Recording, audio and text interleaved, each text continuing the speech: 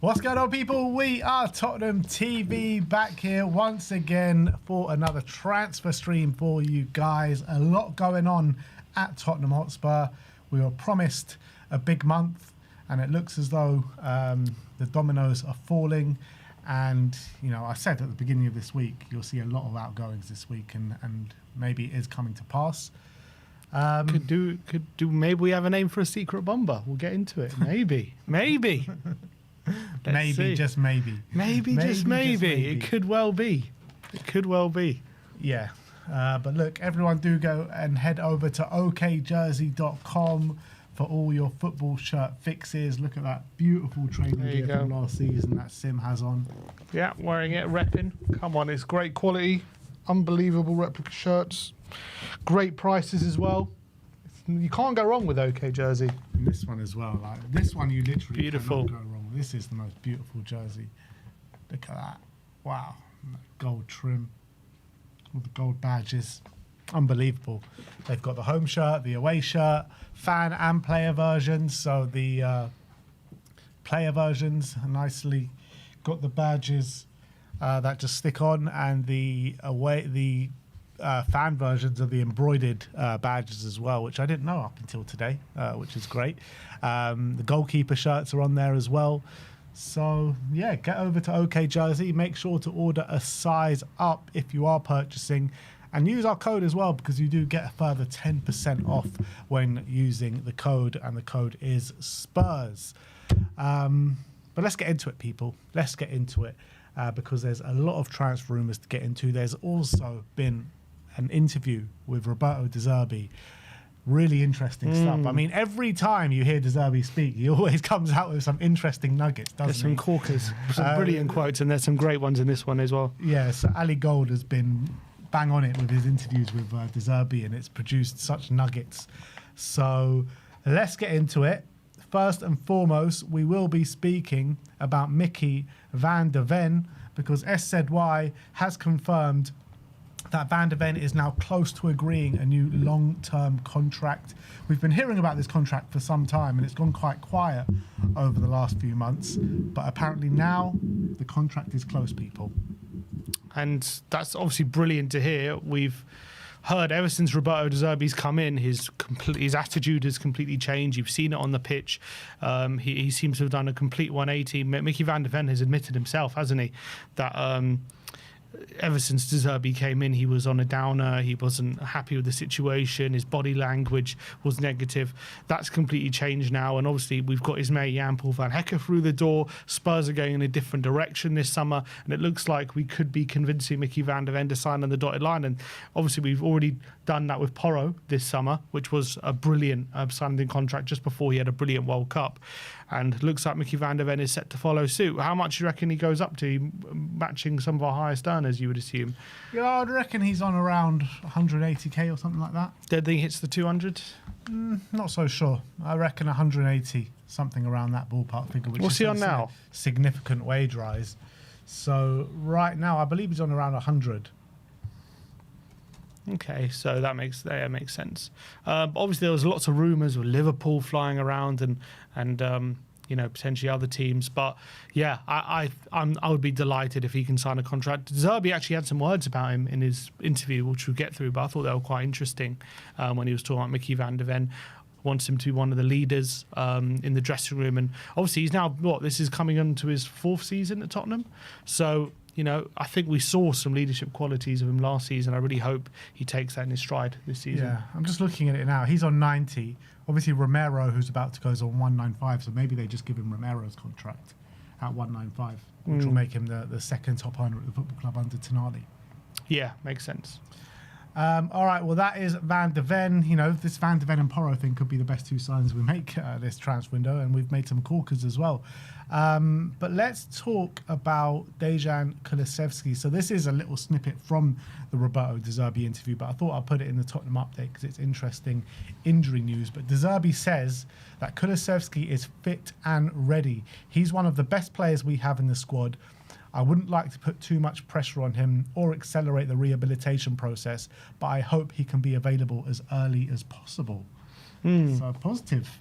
it's good that we're talking about him because it's just been under such a cloud of darkness. It's like we don't really know what's going on with Decky and when he's coming and when he's going to be available. So that's great that he's talking about him and being ready and talking about him really positively.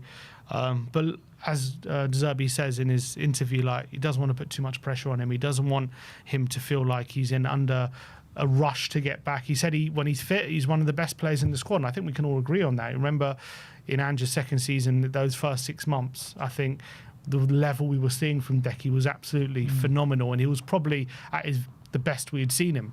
And unfortunately, the injury hit, and he's now been out for a while. But if we can get Decky anywhere near his best, we've got a real asset on our hands, and we've got a player who's versatile, can play in different positions and adds real quality, adds physicality to the squad as well. So let's hope we can see that Decky at some point this season. I'm not expecting it early. I don't know when to expect anything. I'm not expecting anything, to be honest, from Decky this season. If he's comes back and he's fit and he's available, then fantastic. I don't think, unfortunately, we can rely on him.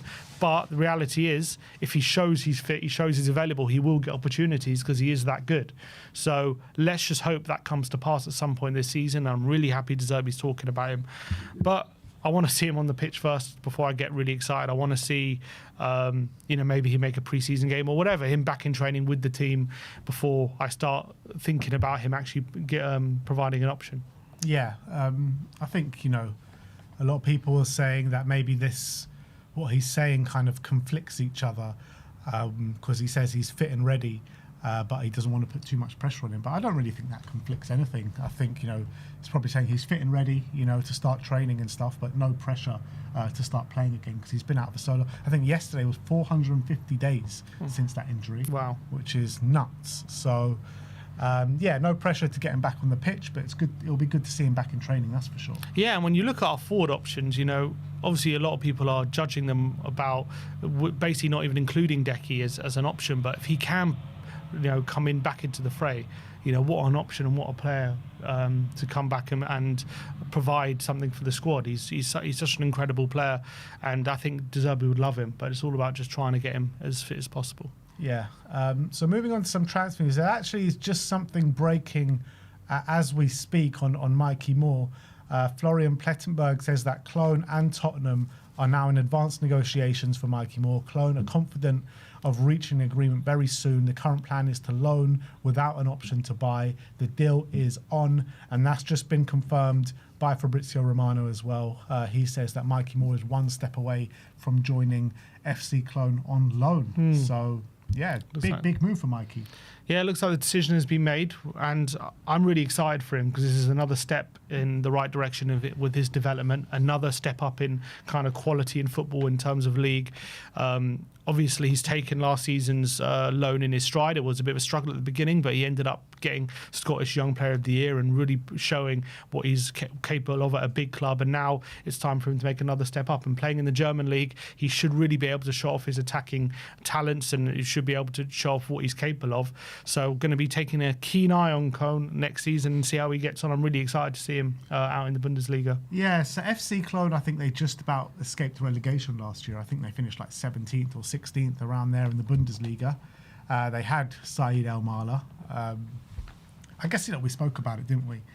It very much probably depends on Said El Mala how significant Mikey Moore's minutes will be next season. So hopefully El Mala we'll get a transfer somewhere, because that could stagnate his development. Yeah, that's the one worry I had. If they keep El Mala, that's a player in Mikey Moore's best position, who right now is ahead of him, and he's got a lot of big clubs after him. So if he ends up staying, there's a risk that Mikey Moore's kind of game time be limited. I would like to think they've chosen Cologne because they've had those discussions and they see him fitting in regardless of whether El Mala stays or not. They see him fitting in the first team, and the reason why we've picked Cologne, because there's been reports of Mikey Moore having other options on the table, and the reason why they've gone in this direction is because there's guarantees that he will be picked and there will be game time. So I'm hoping that's the case, but I'm just thinking logically, and as you say, El Mala's there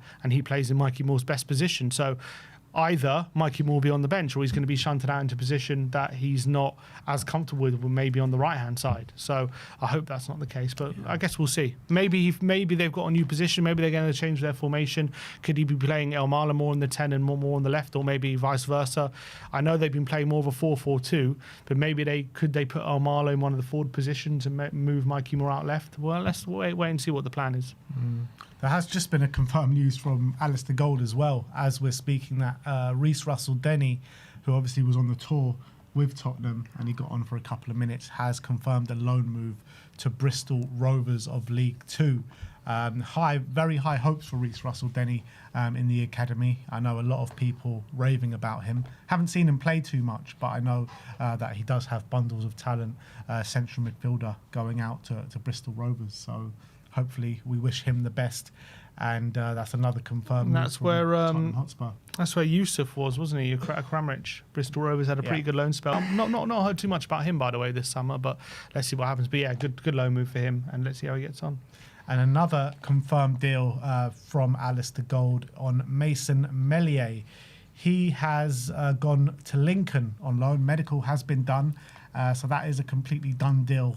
Mason Meslier to Lincoln City in the Championship as well. You know, Lincoln, their fans were all singing Tottenham away, LA. Unfortunately, they're not going to be able to play Tottenham next season. But they've got one of our star youngsters on loan. So congratulations to them. Yeah, it's a big kind of step up, isn't it?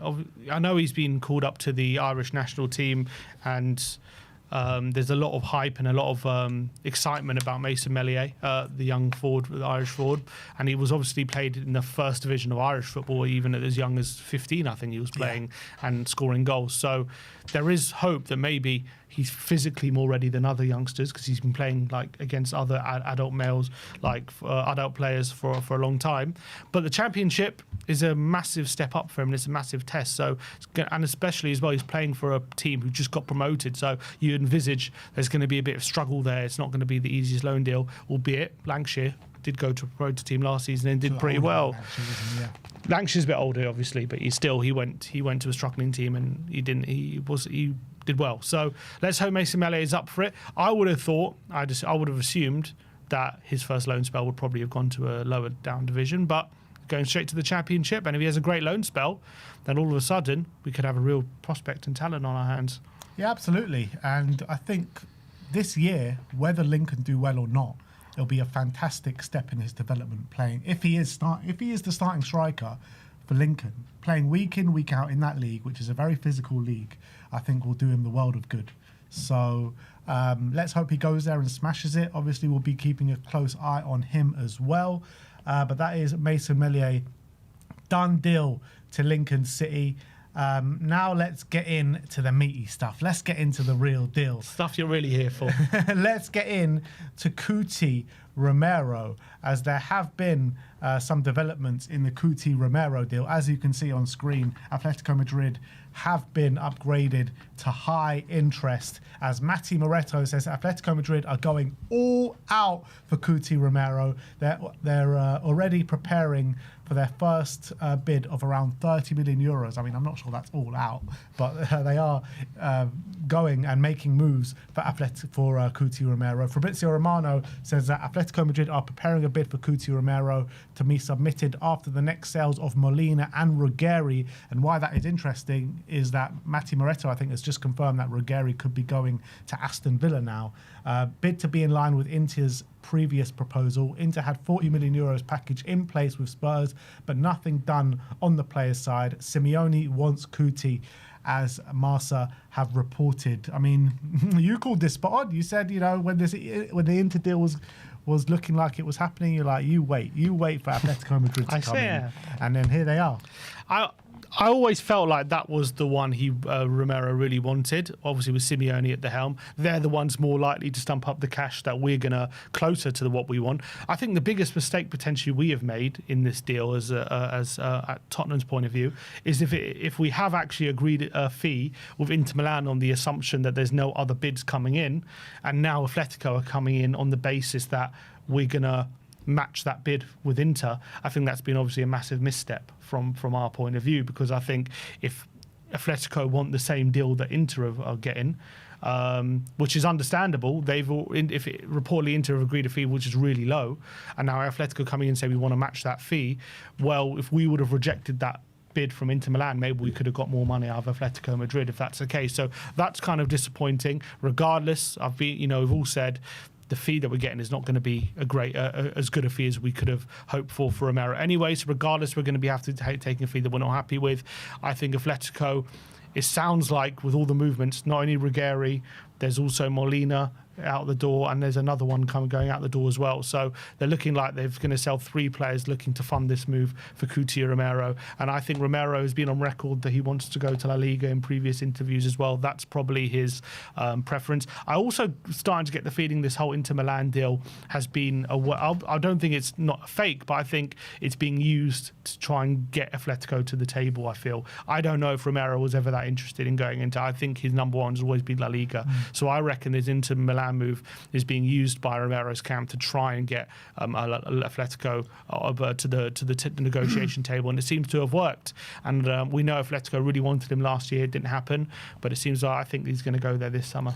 Well, it looks Atletico Madrid have played an absolute blinder here, haven't they? They've played an absolute blinder because they put in this kind of offer last summer and it was completely rejected by Tottenham. He ended up signing a new contract, and now they're going to get their man for a very similar price, if not a bit less. So, we laughed that bid out the door, didn't we, last summer? Yep. And now it's a bid, like I said, maybe even less that they're going to get him for. So, yeah, Atletico Madrid have played an absolute blinder here. I fully expect him to end up there, unless a Barcelona come in at the last hour, because I wouldn't completely rule that out. But at this moment in time, what the press is saying, what the reliable journalists are saying, that Inter are all in on Cuti Romero. And with these kind of centre-backs leaving, then I'm sure that Romero maybe has given Simeone some assurances that he is going to join. Yeah, I think so. And I think he's always been the one that he wants the most. So, yeah, as I say, I think Spurs have made a mistake by agreeing. If it is true they agreed a fee with Inter, that was a big misstep. We should never have done that.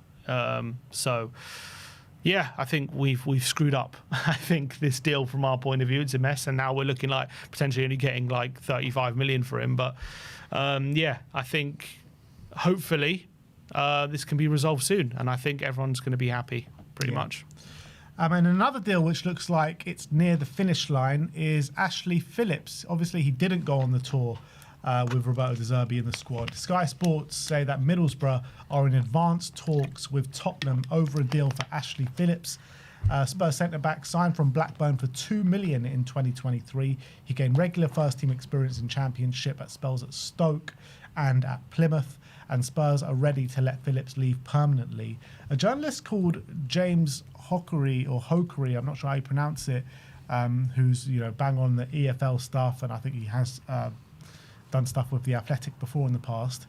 He says that Middlesbrough have agreed a deal with Tottenham to sign Ashley Phillips for £10 million plus add-ons. Personal terms not expected to be an issue, and Borough looking to complete the deal before the weekend, with the 21-year-old centre-back set to sign a long-term contract with Middlesbrough. Middlesbrough splashing the cash, helping us the out, Morgan Rogers cash, aren't they? Yeah. With obviously Lancashire's gone there for 10 million plus 10 million add-ons, and now they're saying Ashley Phillips for 10 million plus add-ons as well. I don't know how, maybe like 5 million add-ons, maybe a bit less. I don't know, but yeah, a great deal here. You're potentially talking about 35 million if all the add-ons get met for Phillips and Lancashire, who've made barely any first-team appearances in a Tottenham shirt. So I think it's more good business from Tottenham. Obviously, Ashley Phillips has had great loan spells at Stoke and was it just Stoke? I can't remember who else he was at. Plymouth as well. I think, exactly. And he was, I think, Young Player of the Year when he was at Plymouth, and obviously they had a brilliant loan spell at Stoke and really highly thought of. I think in another kind of timeline, could there have been a chance of him progressing to our first team and us giving him an opportunity? Potentially, but given the where we are and what's happened over the last few years, we can't really afford to be betting in players, youngsters who aren't ready-made at this point in time. So it looks like we're willing to cash in on him. So I think it's more good business. It's more like significant fees for players who just haven't played for Tottenham, who aren't getting more fringe players. So I'm delighted. What is it that, if we get that kind of fee, that takes our sales total well, it says here 81 million, but I think it's more than that. I mean, if you're including add-ons and stuff, you know, I think It's well over 100 mil. Yeah, 120 million potentially. You're looking at potentially Solomon as well. You're getting 15 million for him. I mean, before you even include Romero, I don't know if Bergval's going to go or not. Vicario, maybe Richarlison. I mean, we're going to get close to that 200 million pound mark before you even know it. So I think we've been doing brilliant business with outgoings, and I think this is another good piece of business. Absolutely. So obviously we wish Ashley Phillips the best. And another player that is leaving from the academy. First refusal, you reckon, or any buybacks? Yeah, I'm sure they'll add all that in. That's what we're doing with literally all of them at the moment. So I'm pretty sure we will be adding all of those kind of clauses in. In terms of some potential incomings, let's talk about Cody GAKPO now, because aside from Cody GAKPO, we brought you the news yesterday about Pedro Neto and Man City, which could be the first of the dominoes could fall for Savinho to coming to Spurs. Very late last night, we heard that Liverpool could be advancing on Ibrahim Mbaye of PSG, and the Bradley Barcola deal is still there as well. And could that be the dominoes to fall for Cody GAKPO to join Tottenham? Now, there's been some journalists talking about it this morning. Joost Blahov was obviously a very reliable Dutch journalist. He was bang on the money for all the Van Hecker stuff when he joined us. He says that Tottenham have set aside a substantial budget to buy Cody GAKPO. Liverpool are willing to do business for a top price, reportedly well over 70 million euros, but are just as keen to keep GAKPO. It's now up to the winger himself to make the decision. Fabrizio Romano says that Tottenham are now in direct talks with Cody GAKPO's camp over a possible move this summer after approaches revealed in July. Deal depends on Liverpool's decision. Door closed back in July, but now could depend on the financial package and Barcola's pursuit. Tottenham Hotspur are trying to get a deal done. So things moving. Yeah, things seem to be moving. I guess it very much depends on if Liverpool get these deals over the line. You know, they're trying a double deal with PSG for Mbaye and Barcola. I mean, that is going to be a very pricey deal to do. Yeah, it's not going to be easy. Obviously, Mbaye covers kind of both wings. He's only 18, so all of a sudden, if you're getting Mbaye and you're selling GAKPO and you're getting Barcola, you're relying on Rio, Ngamoa and Mbaye as two of your main options in the forward line. So whether Liverpool want to do that, well, if they want to do that, fair play to them, but I think that's obviously a massive risk. But then that might be the decision they go for and let Cody GAKPO go out the door. To me, if they're going for Mbaye and Barcola, that signals to me that they're making big moves in a view of maybe getting some money in for GAKPO, maybe even bring one more after that. But I don't think they sell him unless at least two come in. That's the feeling I get. So even if they get Barcola, I think they'd have to get one more. But now we are hearing about Mbaye. That definitely adds credence to the rumours that Liverpool are willing to let him go for the right price. And well over 70 million euros. I mean, 70 million euros is what, 65 million pounds, is it? Around about, yeah. So well over. I don't know how much that means, but surely is it much more than 70 million pounds, which would be 75 million euros? Let's have a look what the exchange rates are these days, because 70 million would be just under 60 million pounds. Okay, so you add another 10 million to that. Yeah, so I think a deal will get done for around 70 million pounds. Yeah, I reckon. That makes a lot of sense to me, and I'm excited about it. I think it's a good deal for Tottenham right now. I think it adds quality to the forward line. He adds goal contributions. He adds height. He adds experience as well. Being in a winning team, he's got relationships with many of the members of the squad. I think he ticks so many boxes. I think, yes, it's not the perfect deal, and he's not the perfect player. He has his flaws like most players do. But I think the upsides for me outweigh the downside. So I would be delighted to get Cody GAKPO through the door, and if Liverpool are going to sell a couple of players, I think that really opens the door for us. Yeah, me as well. I think like when you're looking at regenerating our forward line, let's say GAKPO and Savinho are going to come in. Both of them represent upgrades than what we have already. You know, Savinho, brilliant, can cover both flanks. You're looking at GAKPO that can play number 9 if need be, but I had a long chat with a Liverpool fan last night saying that, you know, he's not great at number 9 at all. They didn't fancy him there, but maybe in a different system he could work there. maybe De Zerbi can find a way to make that work. But for Liverpool, he was predominantly, when he played well, it was on the left-hand side. So he's a player that can cover two positions. But for me, the regeneration of the forward line, it's all well and good bringing in a GAKPO and bringing in a Savinho. We need that number 9. And I don't think that regeneration of the forward line is complete until we do that. So it's good steps, and I'm happy with GAKPO and I'm happy with Savinho. But we need to bring in that number 9. And with Savinho, that's what I kept saying all summer, didn't I? I said I want Savinho, but as long as it's with someone that has proven to get goal contributions in the Premier League, and Cody GAKPO represents that. Yeah, I agree. I think, but in my opinion, and it might be controversial, I do think actually the number 9 is probably the least important out of those three, because I think honestly, obviously, I want one. Don't get me wrong. I think. I want to get the best number 9 possible. I want the best striker possible.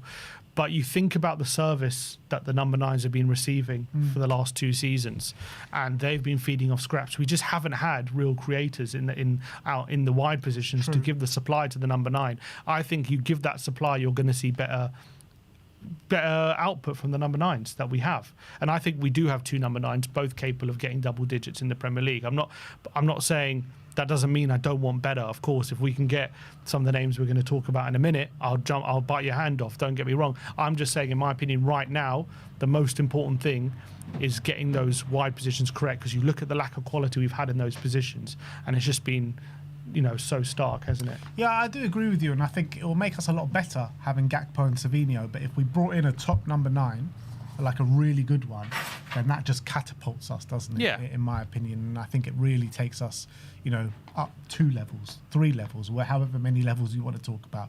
It really puts us in a big conversation, in my opinion. So, I'm just talking about making that regeneration of the forward line complete. You need to bring in that number 9, in my opinion. Talking of number 9s, shall we talk about number 9s? Shall we? Do people want to talk about number 9s? Well, what do you reckon, chat? You want us to bring it up? You want us to go into it? Let's talk about number 9s, because a certain Victor Osimhen has been doing the rounds, or everyone is talking about Victor Osimhen right now. A guy called Damiano Feina dropped an exclusive today saying that Tottenham are going all in for Victor Osimhen. Contacts are also ongoing for Cody GAKPO. So he got the last bit right, that's for sure. Did. And yeah, he's saying that Tottenham are going all in for Victor Osimhen. I have no clue who this guy is, so I searched him up on Google, and AI told me that take what he says with a dose of skepticism. But he says, but the AI also did say that he does drop some news from time to time. So hopefully does this get is the odd from nugget. time to time. He gets the odd nugget. However, Himothy just poured cold water all over it. Himothy says he understands that the reports linking out to Osimhen are wide off the mark and Spurs are not interested.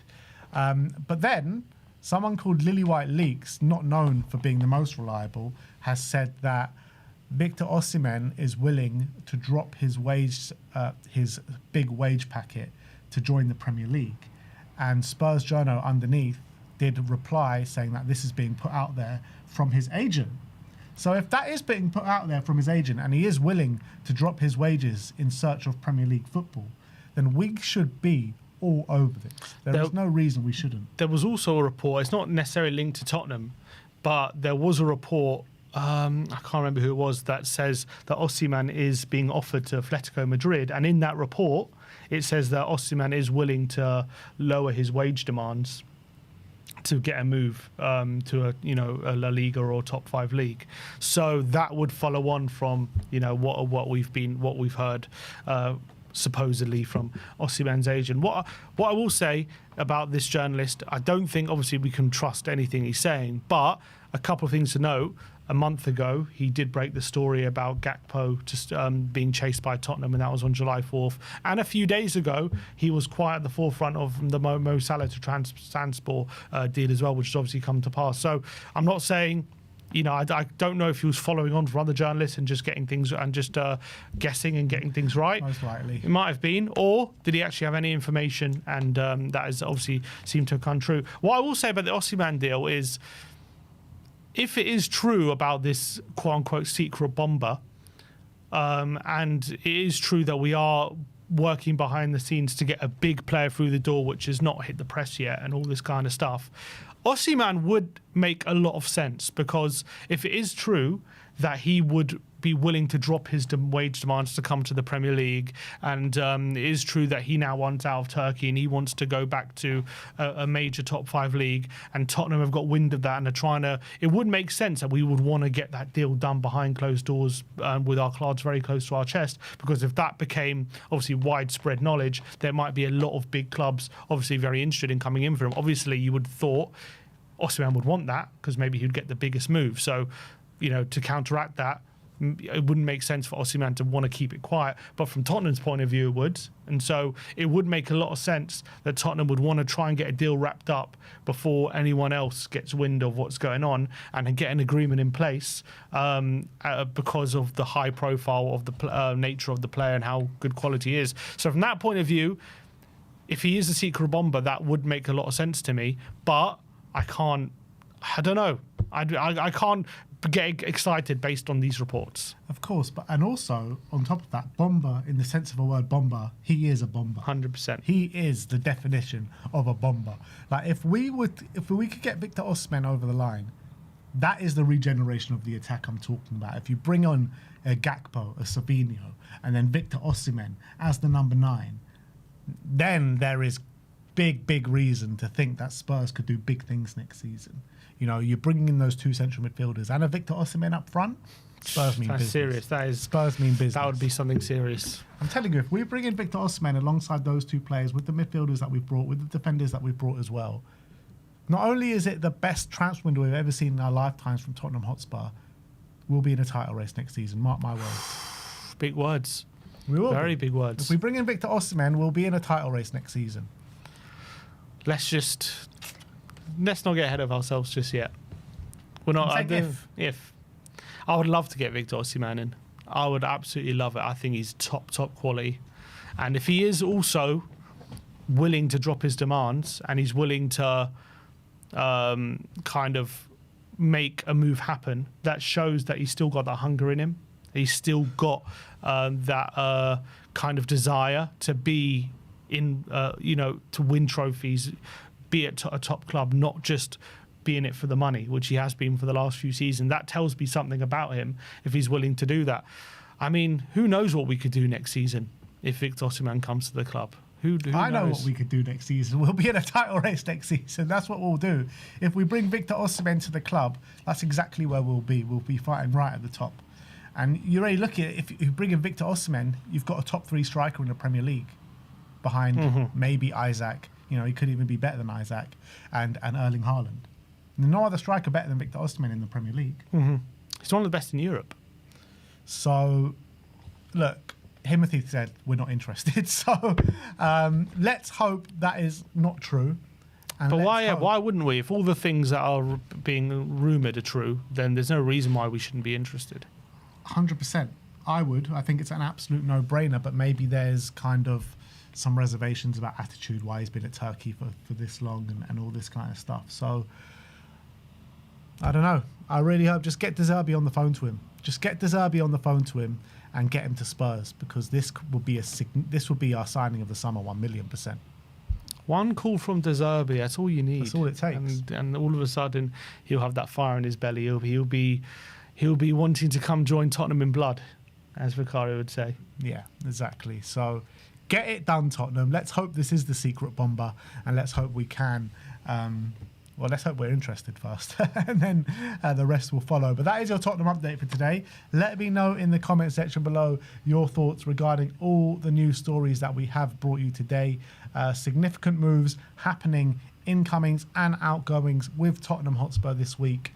Let us know your thoughts. A couple of super chats to get through before we get on to the next segment. So Michael Hellman says, no offence to Madders, I want Porro to be the captain.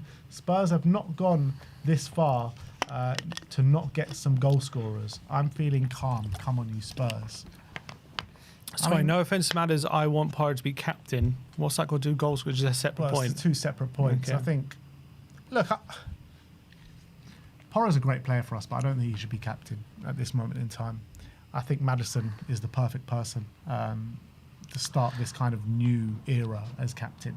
Yeah, I mean, I agree. I think he's like the glue in the dressing room, isn't he? He gets on with everyone. He's always encouraging people. He's a good influence in the dressing room as well. I guess there have been question marks about whether he's captain material. Is he the one who's a bit of a fair weather player? You know what I mean? In terms of when the team isn't playing well, he doesn't play well, kind of thing. And is he the one to drag the team up if we're not playing well and get more out of them from that aspect? Obviously, those are questions that are yet to be determined. Maybe with the captain's armband, he can bring something out of himself we haven't seen. I'm not suggesting he's got a bad mentality or anything like that. I'm not suggesting that. I'm just saying there are those question marks. But there is that narrative around James Maddison, like people outside of Spurs. That is the kind of narrative about James Maddison. Like, he's a bit of a show pony. He's, his mentality is not great. He's this, he's that. I mean, from inside of Spurs, from what we know, from what we've seen last season while he was injured, I think he is captain material. I really do. Depends what you want from your captain, I guess. I've got no problem with him being our captain. I've just got those are the only little reservations I have. But I think what he gives you in terms of a character in the dressing room and how he is with the whole squad, I think he'll get the respect of the dressing room. Absolutely. Flo Jack, member for 9 months with the members chat, says, go support Mr. Daigle at Tottenham on tour. Is there any update on Kudus' fitness? I haven't heard a word if he will be ready for the start of the season. I mean, the latest we heard was on the tour, Roberto De Zerbi saying that once we get back to London, he'll be ready to work, and hopefully we'll see him this weekend. Yeah, let's hope so. That's the latest. In terms of the other stuff, absolutely go and support Brian Daigle at Tottenham Tour. Best super chat or best message sent in of the day, 100%. Big up to Brian as always. But yeah, let's see. I think Kudus is another one where it goes under the radar how important he could be because he's been out for so long and like people forget how important he's going to be under De Zerbi, I think. And once we see him in the De Zerbi system, it's going to hit, I think, people. Yeah, absolutely. And talking of Brian Daigle, he is also sent in a members chat. Member for 69 months. He says, I'll be delighted with any fee we get for Romero. It's the right time for both Spurs and the player. He's Spurs' past now, and it's all about Spurs' future. Couldn't agree more. Yeah, absolutely. I think we just... At the end of the day, he wants to leave. We want to get rid of him. It's time to move on from the whole situation. I don't think it's about extracting the biggest value because at the end of the day, we want to sell. And so regardless of how much we get, he's going. So as much as I'd want a bigger fee, I think the most important thing is we just move on. It's mad, isn't it, when you think about it? Like, he could have been going to Inter for like £25 million or whatever it is. Yeah? We sold Lancashire for 20 million. It's madness. It's madness. Anyup with the super chat says, GAKPO is as good as Richie as number 9. He's had 1 goal as number 9 last season playing for Liverpool. Either get Osimhen or a proper striker, but not a makeshift. Well, I would sign GAKPO not to play number 9. I think if the idea is to get GAKPO in as number 9, then I have a bit more worry about what the plan is for next season in the attack. If he's coming in to be an option on left wing and also fill in a number 9 if possible, if need be, then I'm okay with that. Yeah. And Hormuz says we should join the race for Mika Götze. I think we've missed the boat on that one. Yeah, he's got off to PSG, isn't he? Yeah, I think he's gone to PSG. Isn't that been agreed? Is not here we go or not? Advanced. I don't think it's been the here we go yet, but it's very advanced stages of negotiations. So looks like a real talent, but I don't think it's possible at this point. Well, they've sent a bid PSG in. I mean, it'll happen. He's going to go to PSG. And he's probably going to flourish there, top talent from Ajax. But next up, let's get in to these De Zerbi quotes because there's been these interviews, I'm loving them from Roberto De Zerbi at this moment in time. And it's a long old article, so let's get into it. So it starts off saying Roberto De Zerbi admitted he sent a sweary message to Jan-Paul van Hecker telling him he had to sign for Tottenham after almost getting him relegated. Spurs spent 237 million in the transfer window so far. De Zerbi wants 2 or 3 more players ahead of the season. At least 2 of those will be attackers. While some managers hate the transfer window, the Italian loves the thrill of the hunt, calling himself a shark when he wants a player. He says, I don't know why I love it. Maybe because when you take the decision, you take responsibility. But I think if the coach calls the player, you can build a special connection at the beginning with them. The player knows you are key for this transfer. Maybe this player feels like you have to give back something more than if, for example, Johan Lang calls the player. Then he talked about the Mateus Fernandes and Jan-Paul Van Hecke, and he says, with Mateus, I spoke with his parents. With Van Hecke, after the Everton game, I sent him a message saying, F off. You wanted to send down Tottenham for Brighton? When you made the assist to Georgina Ruta, now you have to come to me. Yes or yes, you have no choice. That is brilliant. No tapping up at all, of course. But. So basically, after that Everton game finished, he got into the dressing room. He's like getting on his phone. Tonali, Van Hecke, you're mine. Exactly. I love that. I absolutely love that. And yeah, what you were saying before about having that kind of connection with the player, him calling himself rather than Johan Lang. And I think we've seen that with so many of the other players, listening to what De Zerbi had to say and him being the clincher, really. And we've just seen evidence of that. He elaborated a bit more and he says, it was straight after the game, right in my dressing room, my office in the Tottenham Hotspur Stadium. I sent a message to my daughter and then to JP. So his daughter and then his son. And then Tonali, I'm guessing. With the whole son thing as well, he calls like everyone that ever played for him his son, which is interesting. De Zerbi loves the moment when the transfer plan comes together because the transformative effect it can have, especially on a club like Tottenham that has suffered in recent years. He says, I'm excited when we close a deal, yes, but not for the player because we can play with JP without JP, with Tonali without Tonali, but I think it's a different relationship, it's a different atmosphere. We are working very well. It's my best connection with the board. Also the players we sold, because for Vuskovic it was together. The request of Vuskovic, we spoke to Vinay with Johan together because I considered my job. No, I consider Tottenham or my club, the money of my club, I consider my money. It's like the owner is my father. You don't want to spend the money to ask your father to spend money or to lose money. And if we sell a player, it's one family. So he's saying the connection that he has with the Tottenham board right now is the best connection he's ever had with any board that he's ever worked with. Which would surprise a lot of fans considering the complaints we've had with the board. But then again, this summer, there seems to be big differences. And obviously this is the first summer De Zerbi's had with Tottenham and also the first summer we've had with the Lewis family at the helm. We have let the coffers out. We are doing things in a much different way, a different direction. The sales have been much better kind of structured. Obviously the buying of the players has been swift, it's been targeted, and we've put the money down on the table. If I'm De Zerbi, I've got no reason to be unhappy. Obviously, right now we need more, but I think the business done up until now has been extremely effectively done, and basically just whatever De Zerbi wants, we've gone and got. Yeah. And I think I can understand why De Zerbi's delighted at the moment. Yeah, and it's interesting what he says about, the money being... his money is like his dad's money. He's looking at the hierarchies as like his parents almost. Very interesting stuff from De Zerbi. But he's saying about, interesting what he's saying about Vuskovic. He's kind of implied, because I think a lot of the narrative is of, De Zerbi's the one saying he's not on his plans and he wants him out. He's trying to, say it's been a group decision. We've got this fee, and with Jan Paul coming in, I've got to consider if we're spending all this money, where there has to be some down other side as well. And so Vuskovic obviously becomes that player. But yeah, I think that was interesting how he's saying we all make decisions together. Because I think there's been narrative that De Zerbi saying it's my way or the highway. And it might still be. It might just be him just saying this because he has been embellishing the truth in other instances. But yeah, I think it's interesting him saying that. He went on to say that we are starting a plan for 5 seasons, 5 years, but also maybe 2. Maybe 2 months, maybe 2 days. That's not because great. Because in football, you never know. That is not what I hear from De Zerbi. If we don't get that striker, that's it, he's off. But then 5 years unless we get the striker, then it's 2 days. He says, but at the beginning, we are building a plan for 5 seasons. And I think if you spend big money for one old player, it's not the right solution.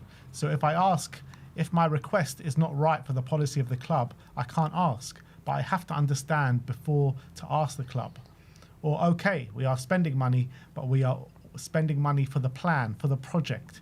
In this part of the history of football, they have to be good on the pitch, but they have to understand the financial part. So, for example, De Zerbi, and then he went on to speak about Paulinho, which we'll get on to in a minute. So that's interesting. He, when he says here, if my request is not right for the policy of the club, I can't ask, but I have to understand before to ask the club. So I don't know, you can take that in a few ways, but he's kind of claiming that all the deals he's asking for is within the policy of the club. Yeah. Which I don't know what that is right now, because all the signings we made are vastly different. There's some older, there's some younger, there's some with more. All of them have a kind of experience. But what is the policy right now? I think before we had a clear policy of buying young and nurturing them to be future stars. But I think now, because of what we've been through, the policy is just getting us competitive again. Really, I don't think there's like a policy in terms of age or anything like that. It's just to get us competitive. I think that's what it is. But so is it, okay, that's interesting. But so I guess that De Zerbi would be happy with that policy, I guess, right now. So the only reason for them to not have to reject De Zerbi on the basis of policy would be if he wants a player who's inexperienced.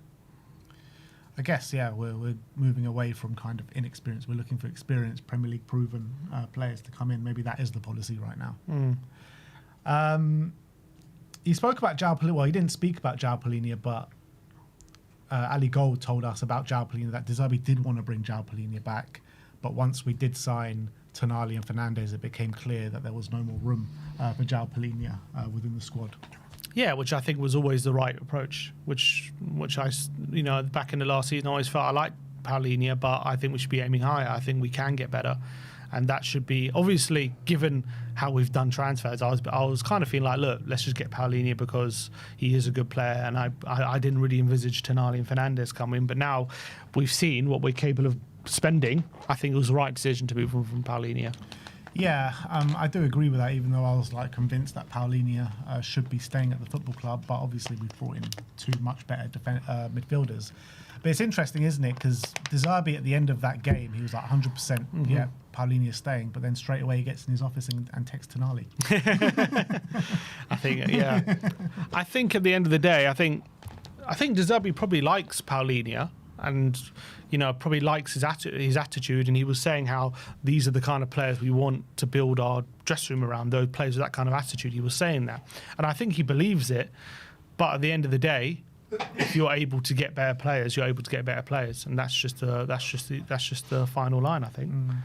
So in the article, it went on to say that it is noticeable that Spurs have sold players at better values this summer, with more to come, and that was a key objective at the club after years of transfer money flushed down the drain. And he says, I think the top clubs now, they are not worried about selling players. No, even Real Madrid, Barcelona, Bayern Munich, when they have to sell, right price.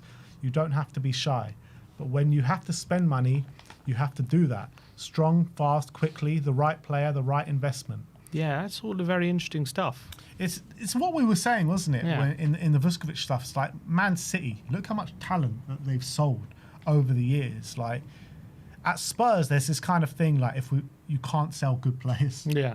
Like if you've got a good player there, you cannot sell them for love nor money. It doesn't matter. But you look at the big clubs around Europe, and especially Man City, the biggest example of it. If a player doesn't fit, or if a player wants to leave, or if a player is not, completely in tune, you have to get rid. Or just simply as well, if you feel like a player's good, but you could get better if you've got a right fee for him, and you've got to be kind of ruthless in that sense. And I think all the big clubs, look at Madrid, look how much talent they've let go of over the last however long. But they're not bothered by that. What they're bothered about is getting their team as competitive and as good as high quality as possible. That's their most interest. And if any of the players they sell turn out to be great players, as long as they've got players who are good enough for them, it doesn't matter. That's not going to lose sleep over it. Exactly. Same with Man City. Same with a lot of top clubs who are being run very well. And obviously that's something that Tottenham have suffered with in previous seasons. And it looks like we're changing that policy of just always hanging on to good players, always looking for the perfect price. Or otherwise we keep them. I think what we're doing this summer has been a lot more ruthless, and I think it's been a lot more effective, and now we're getting bigger fees and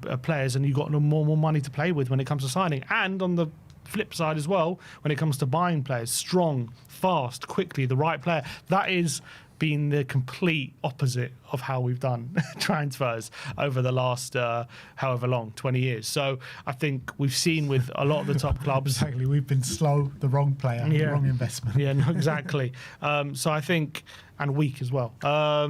So I think hearing that and seeing how we've been doing our transfers this summer is really, really encouraging. And I think he's spot on. When you look at the top clubs, when they really want a player, they don't dawdle about it. They just go for it, and they get the deal done swiftly. And if it doesn't happen, they move on and go to another target. But they're usually very strong. There's very rarely as many protracted transfers. There are a few, but it's very rarely as many as what we've had. Every deal we used to do was bloody a protracted transfer. They last weeks and months to get over the line. Yeah. It looks like we're doing things in a very different way, and looks like that's on the encouragement of De Zerbi. Yeah, that's true. De Zerbi opened up on a moment after the first game in charge of Tottenham that would later show him how far his players came during the early weeks of his tenure. He says, "I was proud and happy to stay up, but I don't feel last season was my achievement. It was the players," he said. "Because when I came, I saw the players after the Sunderland in the dressing room. I didn't tell you in the press conference, but it was like this. All the players crying, lying down on the floor in the dressing room. And I asked, did we pass away? I tried to transfer positivity and observe the situation from another perspective. I was honest. I was always considered the Tottenham players as top players." So it's interesting. After that Sunderland game, everyone... I was losing my shit after the Sunderland game. I was like, we're down. Romero was out for the season. I think we picked up, I don't know, how many other injuries. I think that was the game. Romero was out, it's like, that's it. Romero's out. Season's done. And there was also, I think that was the game we dropped into the relegation zone. And I think it's interesting to hear him say that, because there was a lot of people, a lot of Spurs fans who said, if we ever drop into the relegation zone, then we're not getting out of it. That'll be it. And that was the game we did it. And it's interesting to see what he said was the reaction.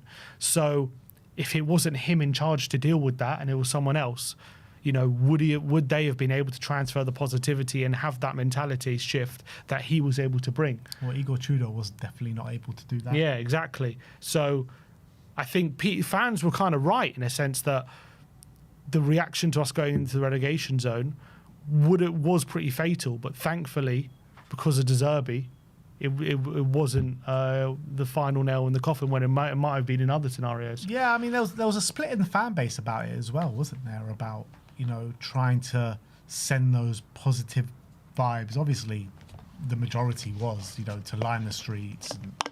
And everyone clowned on us for lining the streets, losing 3-0 to Nottingham Forest and blah, blah, blah. But... there were fans online on social media saying, why are you doing this? We're in a relegation battle. But I think all that positivity that the fans were saying to the team was a helping hand as well. 100%. And look, I think a lot of the fans were losing their shit last season. Everyone was throwing mud at all the places they could find. But thankfully, De Zerbi saved us. Yeah. And if it wasn't for him, we wouldn't be having this summer that we're having.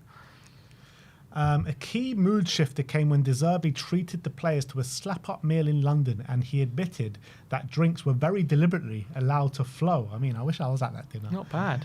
He says, one big dinner in Bacchanalia in Mayfair with alcohol. Alcohol is a good medicine if you enjoy normally and seriously, not as stupid people. I believe in staying together. Then I transferred every day my opinion about them. I think they considered themselves in that moment worse than people thought, but there were possibility to stay up and to win. Have a look last season. We could have won against Brighton, Wolves we won, Villa we won, Leeds we could win, but if there was a team who deserved to win, it was Tottenham. Chelsea maybe we didn't deserve to win, we didn't deserve to lose, and Everton we deserved to win. Sunderland, we lost, I think, unlucky, because in the first half we had 2 chances with Solanke and with Lucas Bergvall, and 1 penalty cancelled. He remembers everything, huh? We conceded with a deflection. The potential of the team was very high. So all we needed was a piss up. That's all we needed. That's all we needed to turn the season around. Just a night out. That's a lesson in life. If something's just not going right, just go for a piss up. Exactly. Just have a few drinks and have a good night out. But yeah, obviously, I think if we would have heard that at the time, De Zerbi is sending the players for a piss up in a relegation battle. Could you imagine? We would have probably lost our. I think we were already getting angry at how many meals they were getting. Tudor, they were getting a meal. De Zerbi, they're getting a meal. But luckily, it is what everyone needed, and I think he's absolutely spot on. If you look at the last 7 games, most of them we deserved the results we got. Yeah. De Zerbi also paid tribute to the talented coaching staff he found at Spurs, that he was only too willing to keep on. He said Bruno Saltor, top. Andreas Jorgensen, the set-piece coach, is top. The Scot Cameron, which his actual name is Campbell, is another top coach. The goalkeeper Fabian Otte, top. I didn't want to change because they are better than others. It's one staff together. I considered Bruno or Cam the same as Marcelino, and he was one of my former players at Foggia.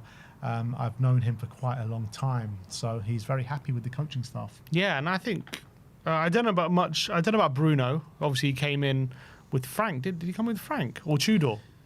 I think he came in with Tudor. Yeah, come with Tudor. Yeah, and then obviously he's had a Premier League experience. But obviously Jorgensen, we've seen the set pieces have been great. When it comes to Fabian Otte, we've seen the goalkeeping, especially with Kinski, has been absolutely phenomenal. Maybe a great job on Kinski, not so much on Vicario. Yeah, but I think Vicario, as I say, I think a lot of the bad performances were down to that hernia, I think. But I think at the end of the day, we still had to move on from him. But yeah, I can see why he's been happy with a lot of the coaches. De Zerbi wants his players to step up now, especially leading lights like Mickey van der Ven, when senior figures like Romero and Vicario have been granted their wish to leave N17. And he said, last season is finished, and now every one of us, me the first, I have to show I'm good enough to stay at Tottenham every day. The players also. Mickey van der Ven also. I want Mickey as a midfielder at the back, with the ball, with personality to control the situation. We have 2 Dutchmen in Van der Ven and Van Hecker. We have Marcus Senesi, Ben Davis, Kevin Danso, 5 top players.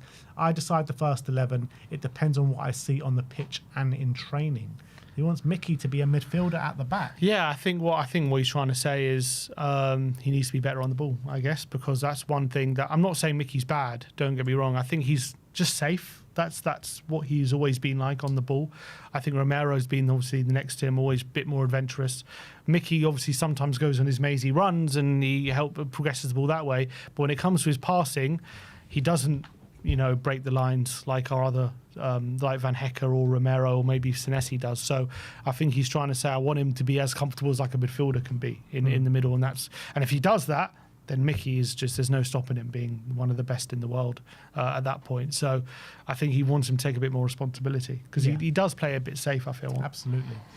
But the thing is, like, if you've got a Senesi, if you've got a Porro, if you've got a Van Hecker in the back line, I mean, do we need Mickey to be that kind of player? Because we've got so many passes at the back. I think his point is he wants everyone. The more the merrier, yeah. I think he wants everyone. No player should be limited, yeah. Because you've got all 11 players as comfortable as each other, all on the ball. All of a sudden, that's a real team. Yeah. If you need to start, obviously you can make it work, but in the best case scenario, you want everyone being at a really high technical ability and and that's why he's trying to say to Mickey, I want you take more responsibility on the ball, not pass the buck all the time. You be the one to pass it forward. You be the one to take that responsibility.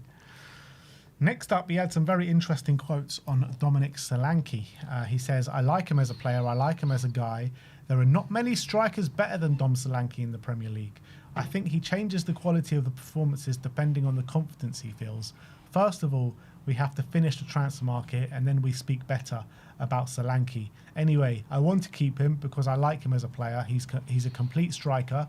He can attack the space. He can cover the ball. He's able to link the ball. He's able to score 15 to 20 goals in the Premier League. It is interesting on Solanke. I mean, obviously he's saying we'll speak more after the transfer window finishes, so we'll have to wait. I'll decide how good he is after the transfer Exactly. window. So I think that says that's kind of telling. So I think basically, with these kind of things, I feel like he said he's wanted everyone to stay whenever he speaks about any player. Richarlison, he said the same. Yeah, he said Richarlison, Bergvall, literally everyone that he speaks about. So apart from maybe Romero and Vicario. For those are the only players who have expressly said they want to go. With Romero as well, he's said like about him being one of the best defenders in the world and stuff like that, and who wouldn't want one of the best defenders in the world to stay at a football club. Yeah. So, look, I think with this that it's just a sense of confidence building, because if he is going to be part of De Zerbi's squad next season, then you need him at the best levels. And he says it himself. He says his level of performance changes with his confidence. So I think that's what he's trying to instill in him. I've always said I think a confident Solanke and a Solanke with that bit of fire in his belly, he's a good player. And I don't think he doesn't believe totally what he's saying, but also think what he's saying might be saying behind closed doors. If we can get an upgrade and all these different things, maybe he's happy to let him go. But the most important thing in for me isn't actually whether De Zerbi believes it. The most important thing is whether Solanke believes it. Because if Solanke believes it, then we can get a better Solanke and we can get a better striker. And I think we can get that striker we saw when we first signed. That's the main thing for me. We need to get Solanke high on confidence with a bit more passion, a bit more fire in his game. Get that aggression back in his game. He just seemed a bit weaker. He seems to be a player shoving up the ball, a bit timid. He wasn't like that when we first signed him. So I think that's what De Zerbi, and De Zerbi is a master at this. You've seen it with a lot of the players, even at Tottenham, and we've seen it before. He just gets that. He gets them going. He finds a way of getting them to tick. He needs to find that fire in his eyes again, because that's definitely lost from his game. Yeah, but I think what he says, I believe, I think what he's saying is true. I don't think anything he's saying is untrue. I just think right now there's something missing. He scored 19 goals in the Premier League for Bournemouth. Yeah. So he's obviously capable of doing it. It's just about what's happened to him. Why is that fire gone? How do you get it back? These are big questions and it needs big answers. But everything will remain to be seen about if we do bring in a number 9, who that number 9 is, and then off the back of that, how many minutes will Solanke get next season? Yeah, so, I think he'll be here next season. And then De Zerbi speaking about Antonin Kinski, he says, we start from Kinski because he deserves to start as the first goalkeeper. He is another big potential player. He's a mature guy, has personality, and I believe in his qualities. And I think we all know that because of how he's trusted him so far. Yeah, and he's obviously he's given back on that trust, hasn't he? And I think it's been a phenomenal piece of management from De Zerbi to get this level out of Kinski, and considering everything that happened. And now he's like, no, there's no doubts about him at the moment. He's a bona fide number 1. Obviously, he's got to do it for a whole season.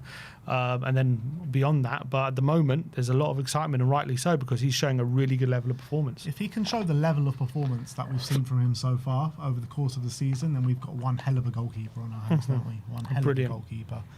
And that'll be evidence of maybe, because the recruitment actually not being as bad as people think it is, because he was signed a few years ago for 12 million. And people were like, oh, it's a cheap deal, blah, blah, blah. But could come to pass here. Yeah. Then he spoke about Kulusevski, which we brought you in the Tottenham update, saying Kulusevski fit and right. He's one of the best players we have in the squad. I wouldn't like to put too much pressure on him to accelerate the process of rehab, but I hope he can be available as early as possible. So that's actually a bit different, isn't it, to the quote that was in the Tottenham update.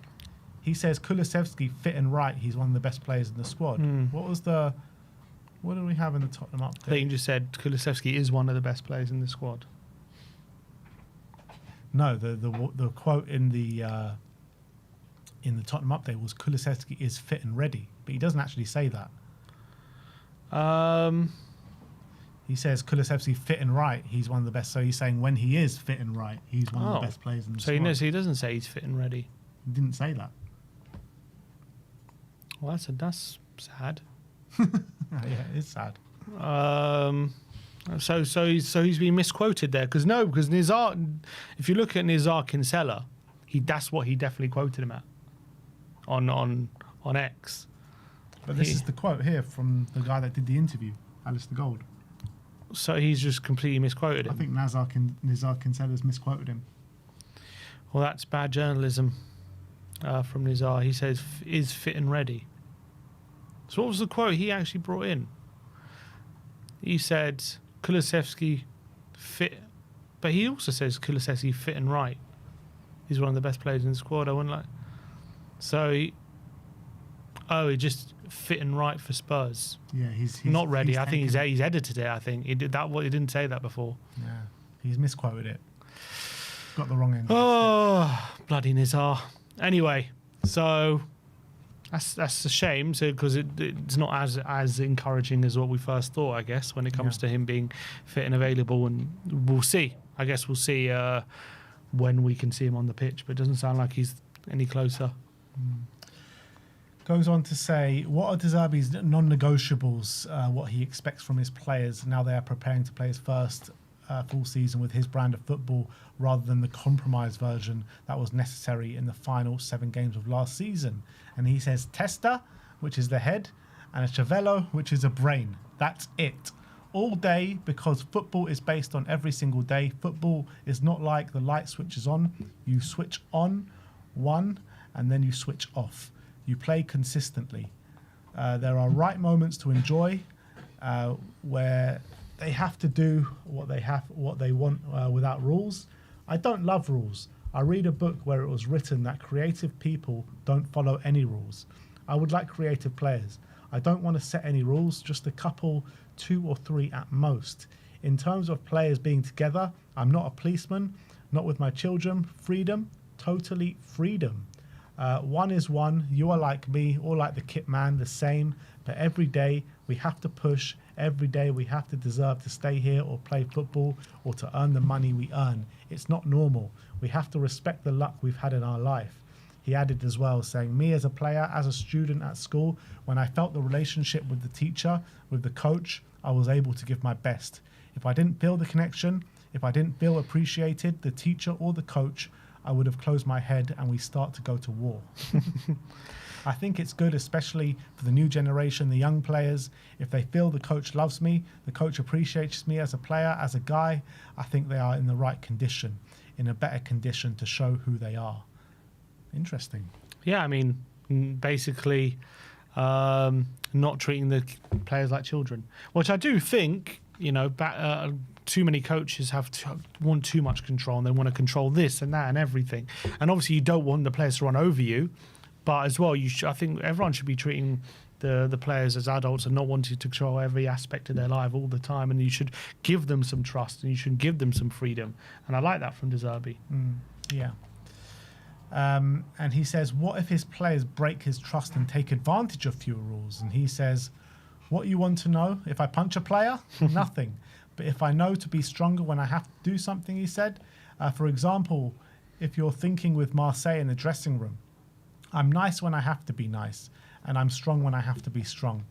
If there is the sun or the rain, no. But if I understand that it's the right moment to be strong, I become strong for sure, without a doubt, without too many thoughts. So he's saying, don't worry, I can discipline these players if I need to. Yeah, and I think we've definitely seen evidence of that in certain clips circulating about him. I've got no doubts about De Zerbi. If he needs to lay down a marker or send a message for whatever reason, he's very capable of doing that. But I also feel like he's one of those players. If you're on De Zerbi's good side, then I think he'll treat you very well. He went on talking about if he kept in contact with his players during the summer and the World Cup, and he says, a different spirit, mood during the World Cup. I've texted. I've been in total connection with Mickey van der Ven, Bentancur, Porro.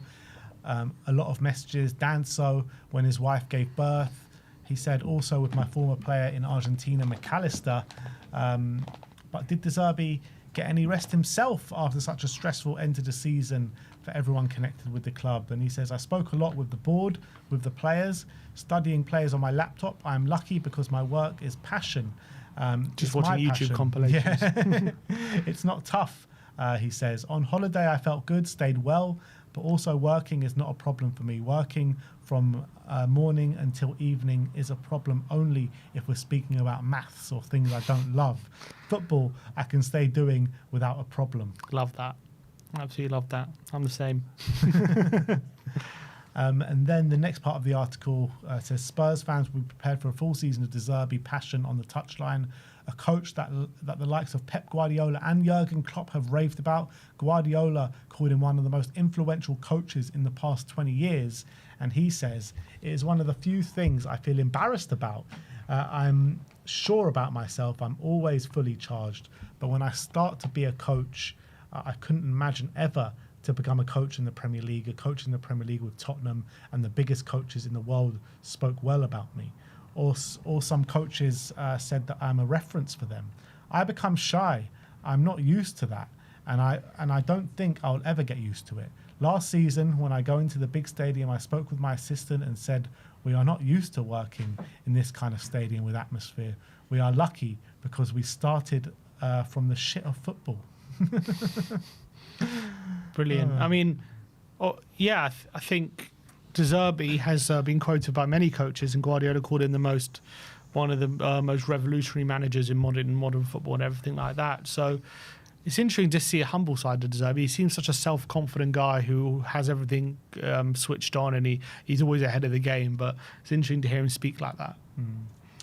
And the last bit of the article is De Zerbi's other reputation is that he's demanding in his conversations with the club owners, and it's led to his departure from a couple of sides. The Italian believes it's all about respect, and he says, yesterday evening I spoke with the CEO of Juventus, my former CEO at Sassuolo, my friend with Paul Barber.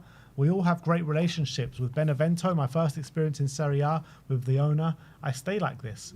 But if the owner doesn't respect me, it doesn't matter if you're an owner or not. In my life, I always thought like this. Sometimes I have bad ends of relationships, but with 80-90%, we have a great relationship.